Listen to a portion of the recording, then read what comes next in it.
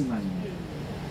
그러면 어디를 보나 초대 대통령은 이승만이죠. 그런데 왜 이승만을 부정하느냐? 그거는 이승만 대통령이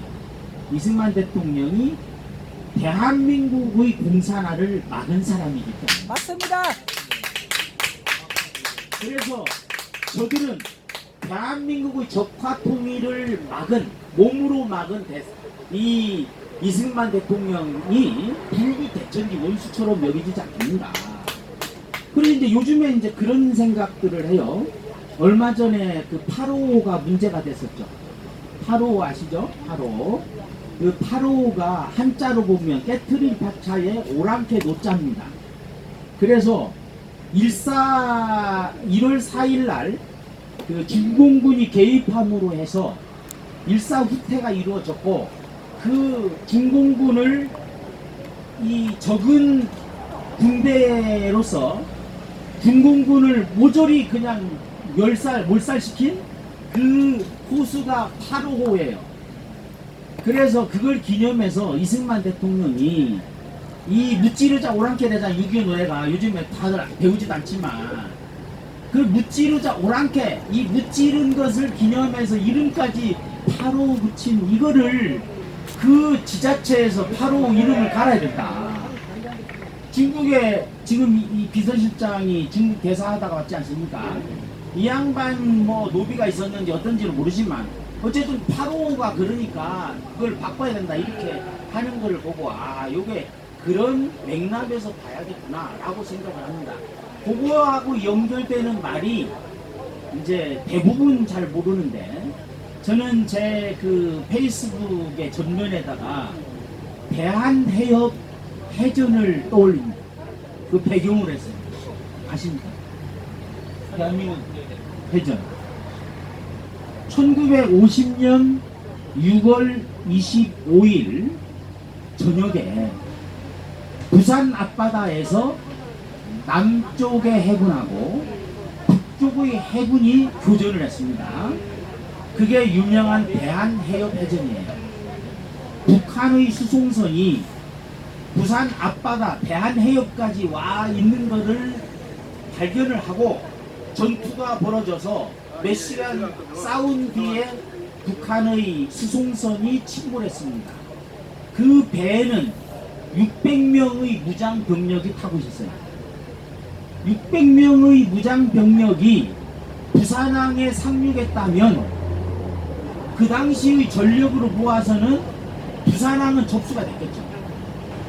부산항이 저들의 손에 넘어갔다면 이거는 분명히 낙동강 전선이 뭐고 없습니다. 그러면 6월 25일 날 밤에 부산 앞바다에서 싸움이 일어났다는 얘기는 이들이 미리 내려오기 시작했다는 얘기죠. 그래서 후방에서 치고 밑으로 내려오고 했다가 하는 건 명백한 증거인데, 이것이 역사에서 가르쳐지지 않는다.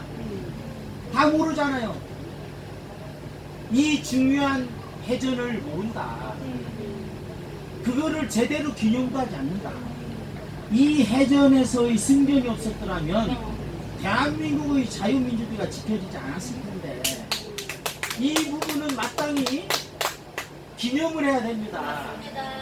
대한민국의 번영을 지켜낸 첫 번째 승전보인데 이것들이 묻혀가고 있다. 두 번째, 중국의 개입에 의해서 우리가 통일할 기회가 두 번 있었습니다. 한 번은 유엔군의 도움으로 참전으로 인해서 우리의 유엔군이 대한민국 군대와 더불어서 압록강까지 진격을 했어요. 그러면 조금만 있었으면 완전히 자유민주주의로 통일이 될 수 있었습니다. 그런데 중국의 개입에 의해서 통일이 좌절됐습니다. 그런데 왜 중국의 이 개입에 대해서, 중국에 의한 통일이 좌절에 대해서 얘기하지 않느냐. 우리는 교육에서 마땅히 그걸 가르쳐야 합니다. 그 앞에는 어쩔 수 없는 38선에 의한 분단이 있었지만 저들에 의해서 남침에 의해서 내려와 가지고 자칫하면은 통일이 될 수도 있었어요. 비극적인 통일. 그리고 두 번째, 연합군의 국진에 의해서 통일이 될 수 있었습니다. 그런데 우리의 영화나 문화 현장에서는 미군에 의한 우리 민족의 이런 뭐라나 피해를 본 거라든지 잔인하게 죽었다든 이런 것만 부각을 시키지, 인민군에 의해서 부역자들에 의해서 수많은 우리 민족이 죽은 거에 대해서는 얘기를 하지 않는다는 거죠. 학살당한 거에 대해서는 얘기를 하지 않습니다. 노무현 대통령의 장인이 바로 그런 죄를 저질렀지 않습니까? 그러면은 똑같이 얘기를 해야 돼요.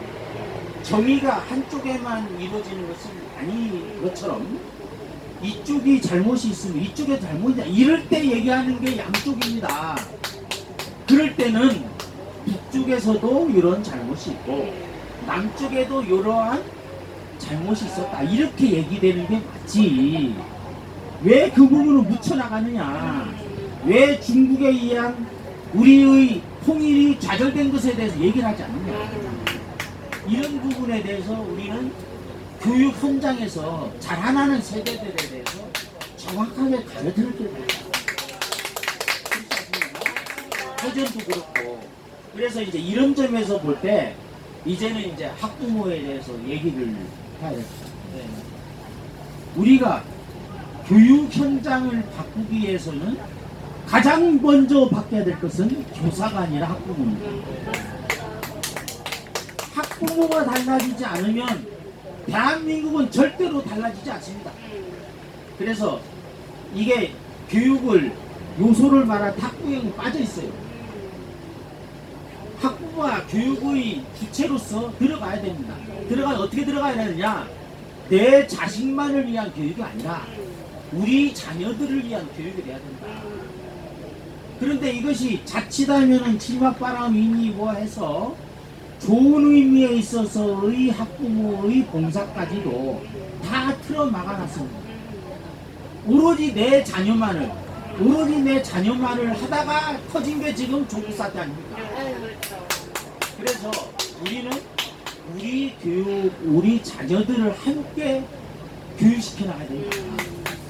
그러기 위해서는 학부모들이 같이 우리 사회 병리 현상에 대해서 같이 공부를 하고 자신들의 미래를 위해서, 자기의 올바른 세계관을 위해서, 자기의 다른 인생을 위해서 한 번쯤 고민해야 되지 않느냐. 뭐가 옳은가. 그래서 같이 고민을 해야만이 교육이 달라지지. 지금 뭐 조금만 학생들한테 야단을 치면 당장에 전화가 와서 교권이 무너지고 있지 않습니까? 그럼 학생인권 조례가 왜 필요합니까? 학생인권 조례가 있으면 교사 권리 장점이 있어야 될 거 아니에요? 맞습니다. 그래서 가르쳐야 됩니다. 맞습니다. 왜 교편이랍니까? 교편은 가르치는 채찍입니다. 그래서 때로는 사랑의 매질을 할 수 있는 사회가 되어야 됩니다. 그런데 모든 것들을 다 막아놓고 학생들이 심지어는 섹스할 권리를 달라라고 데모를 해도 그런 사회 이상하지 않습니까? 지난번 탄핵 사태 때 학생 고등학교 뭐 동맹인 가는 애들이 자기들이 피켓을 들고 나서는데 이게 사회를 부정하는 거예요. 그래서 이런 것을 막는 것은 다름이 아니라 학부모다. 그런데 이제 한계가 있습니다. 왜냐하면 부모들은 사랑이 앞서기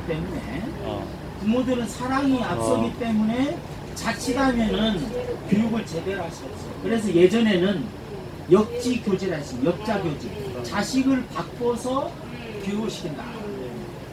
자기가 직접 다스리다 아이를 교육하다가 보면 자칫하면은 지나친 사랑과 집착 때문에 아이를 망칠 수가 있습니다. 그래서 좀 더 냉정하게 바른 길로 걸어가도록 하기 위해서 우리가 학교라는 제도를 만든 거죠. 왜 우리가 학교라는 제도를 만들었습니까? 그러면 우리가 선생님들을 믿고 선생님들이 자신의 정의감과 자신의 교육관에 따라서 학생들을 지도할 수 있도록 학부모가 도와줘야 되는데, 조금만 뭐라고 하면 와서 교사들 멱살을 잡고 발길질을 하고 교사를 능욕하고, 그래서 이 부분은 최소한 조금 무리가 있다 하더라도 그런 부분은 좀 참아줘야 되지 않느냐. 사랑에만 이 사랑에도 절대적으로 인내와 절제가 필요합니다. 동물하고 사람이 다른 점은, 동물은 본능으로만 새끼를 보호하지만 사람은 자식을 기르면서 사랑과 절제로서 길러줍니다. 그래서 자식들을 학교에 보내놓고 때로는 안타깝더라도 그러면 조금은 참아주고 선생님들을 믿고 안심하고 학생을 가르칠 수 있도록 자신의 교육관을 하도록 좀 자신의 사랑을 조금은 절제해 주는 게 좋지 않을까. 그러기 위해서는 선생님들을 못지않게 부모로서 좋은 부모가 되기 위한 스스로의 노력이 필요하지 않느냐.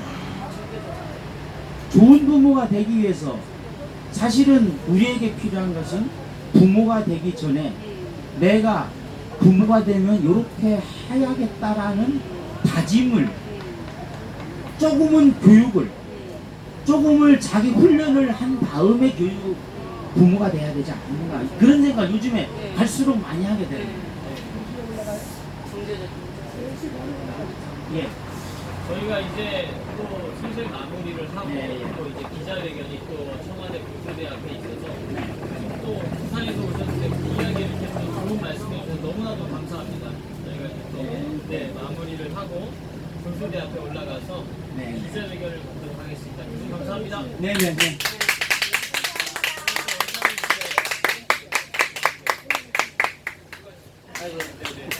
너무 떠들었네. 아니에요.